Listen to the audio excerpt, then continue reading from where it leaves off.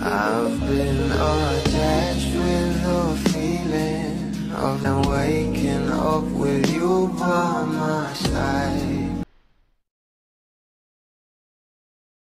Marami nga talaga ang kinilig nang malaman nga ng mga bula na itong ang ating couple ay nasa ASAP, na kung saan ay meron nga raw pasabog itong ating Bel Mariano at Donnie Pangilinan sa darating na linggo dahil nga kaarawan na ng ating Bel Mariano.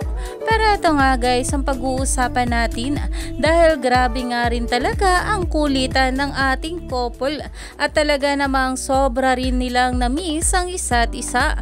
Narito pa nga guys sa nasabing post, mas na-miss nila ang isa't isa. Enjoy each other's company, my mains. #DonBel.